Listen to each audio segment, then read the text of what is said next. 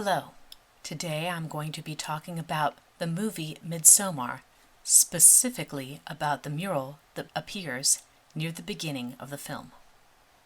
This is the second video that I'm releasing on YouTube, and I'm still working the bugs out. So if you would like to have me re-release these once I've edited things up, I'd really appreciate knowing that. Please leave something down in the comments to that effect. I also have some unreleased content. Once I have my Patreon up and running, those things will be available to people who sponsor me there. This is an absolute spoilers video. If you have not watched the movie Midsommar, please do that first, then come back and watch this. I'm hoping once the movie is available on streaming, I will be able to get screenshots of that to be able to elaborate on some of the other artwork shown throughout the movie. In the beginning of the film, there's a series of images shown as a Quintic Mural. That's a 5-part mural. The analysis that I'm going to do of these 5 different images is based off of my knowledge of art history, as well as my experience with script writing and dramatic literature. The first of the 5 images has a skull in a darkened sky that seems to be blowing snow out of its mouth on 5 figures. I believe that these 5 figures represent Dani, her father, mother, and sister, and the personification of death. There's a reddish-pink cord that winds around all of the figures, connecting them together, except Dani's character. The figure of death has cut her off from the cord that connects her to the rest of her family. I believe the positioning of the father and mother character with their heads downward is significant when seen in the whole context of the art piece, and I believe the significance of the skull in the sky is also important in setting a time period when Dani lost her family. The second image shows 2 figures walking in what looks to be a city scene, as well as a figure up in a tree holding a book looking to write or to draw. There are 3 birds in the sky that, similarly to the 2 blackbirds in the previous panel, are all head down in flight. The figure from the previous panel has her face in her hands and is hunched over in a symbol of grief, while she's being comforted by a man who has his hand behind his back. I believe that represents Dani in her grief over the loss of her family, and Christian in his attempts to comfort her, but in a half-hearted way, hence the hand behind his back, not being 100% honest in his efforts. The character up in the tree observing them, I believe, represents Pele, who is drawing a sketch of the 2 of them. Throughout the movie, you see Pele working in his art book, making sketches of Dani and other things that he observes. The next panel shows 5 figures walking through a woodland with musical notes in the air. It may be important to note that the borders between each of these different panels are not solidly set with strong lines, but each panel flows into the next. This panel is the smallest of all of the panels by width. All of the others are slightly wider than this one. The procession of characters is led by a man with a flute, who is in the same garb as the character in the tree, and therefore Pele.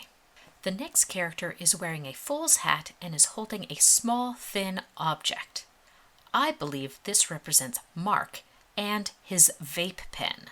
The next character in the procession is carrying a large stack of books, and I believe that represents Josh the scholar. Following the scholar is Christian the liar. He had not told Dani about having bought a ticket to go to Sweden, and when he invited her, he then informed his friends afterwards that they needed to pretend like they knew all along that she was going to be invited and that they were okay with it. All of his lies were small and just as a matter of convenience so that he could take the path of least resistance. Following behind the character of Christian is Danny's character, still with the pink top and white skirt that we've seen in the previous two panels. It is interesting to me that Pele is at the front of the procession with the flute, somewhat like a Pied Piper leading the other four into the forest. The next panel is filled with detail. Up in the top, there is a throne that is wreathed in clouds. There's a cliff with two people with wings descending down from it head first. There's a large building that seems to have a tree on the door.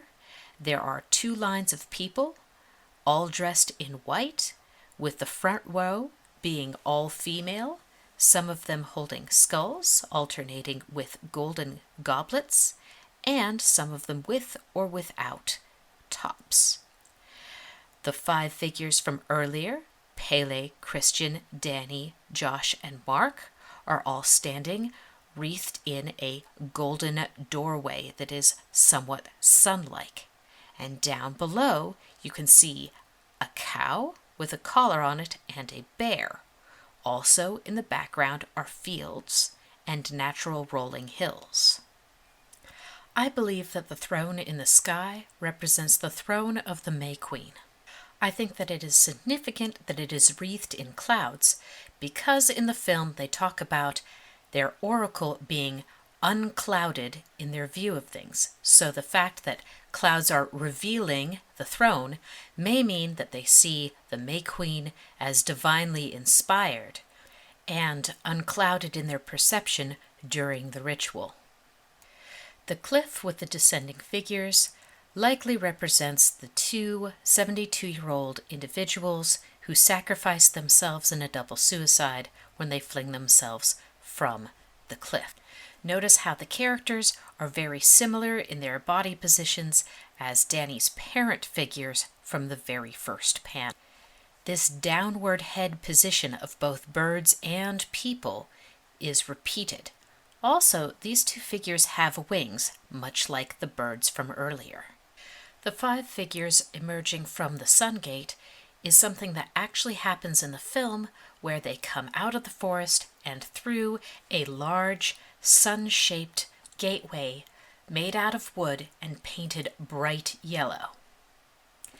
The figures facing them are in 2 lines. The back row has people of different ages and genders, but the front row is all female, some of whom do not have shirts on, but all of them are holding an object, either a skull or a goblet, alternating, with 6 of them present in the front row. I'm not quite sure what having bare breasts is meaning symbolically. It could mean maidenhood or it could mean sexuality. I'm not exactly sure on that. But the alternating skulls and cups are symbols that show up repeatedly in artwork, the skulls of course meaning death, but the cups could mean prosperity, or they might simply represent the beverages that the company is given when they arrive. Some of them are given an alcoholic beverage, but later on it is a beverage that has some form of hallucinogen added to it.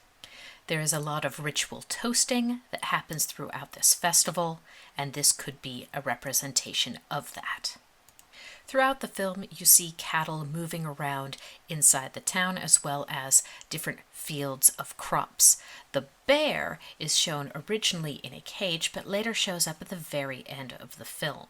It is my belief that the building in the background just represents the community. It's not an exact representation of the building which they sleep in, nor is it an exact representation of any of the religious buildings that they show in the background, as all of those buildings have very unique roof lines that are not reflected in this artwork. As architectural detail was put in to represent the sun gate, I cannot definitively say that these buildings were supposed to be one or more of the religious buildings, or even the building that they slept in, because it does not match as closely. They paid that much attention to detail in one piece of architecture, therefore I cannot say what those buildings exactly mean. The final of the 5 panels shows a large sun smiling down, on a maypole that has 2 rings atop it covered in greens. There are 5 skeletons, 2 of which are playing instruments, and the other 3 interspersed with a ring of women who are dancing around, one of whom has shorter blonde hair, similar to the Danny character that we have seen earlier. And below them is a banquet table with 4 people on each side seated at it with their plates full and their hands on top of the table. This represents the ritual of choosing the May Queen, where the young women all dance around the maypole continuously while under the influence of a hallucinogenic drink until one by one or in pairs they collapse until there is only one woman left. In the film, it is Danny, and that's her triumphant moment when she is crowned the May Queen.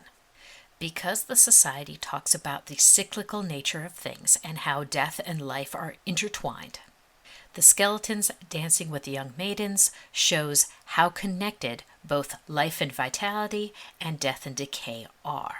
There are 8 maids dancing in the circle, and that was a significant number earlier in the ceremony before Danny was crowned the May Queen. When there were only 8 left, things intensified.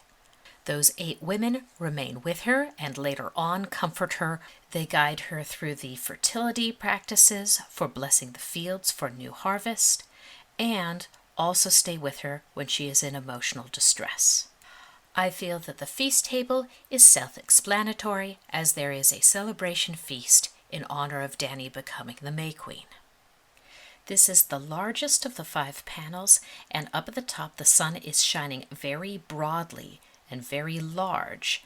It is an extremely prominent piece of this, which is echoes of before, where there was a skull. Here comes a conjecture of mine, that the sun in this large state is representing the summer solstice in its fullness, which would mean that the skull spewing out snow would represent the winter solstice, or the longest night of the year. This journey from longest night to longest day could represent Danny's journey from her loss and disconnection from her family through death to her being accepted into this new community that treats all members as family. It is interesting that the clothing on all these characters seems to be from the early 1900s or even 1800s, which would make it seem like all of these events that are happening in the film were either preordained as a vision that was then painted on a mural, or that these events have happened in the past and will happen again. Either of these interpretations is valid because they talk about the cyclical nature of life and time, as well as having oracles that give unclouded visions. I'll let you decide which one you believe more. Was it a vision, or is it something that's happened in the past and will happen again?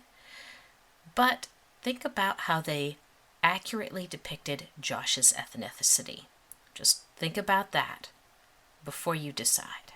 Thank you for listening to my artistic interpretation of the mural that is in the movie Midsommar. If you enjoyed this, or if you would like to see any of the rest of my content, please follow me on YouTube. Go ahead and click the subscribe button. Also, I have a Patreon that I am working on to have different levels of content for different people who choose to support me on Patreon. Thank you very much for your time. I hope you enjoyed.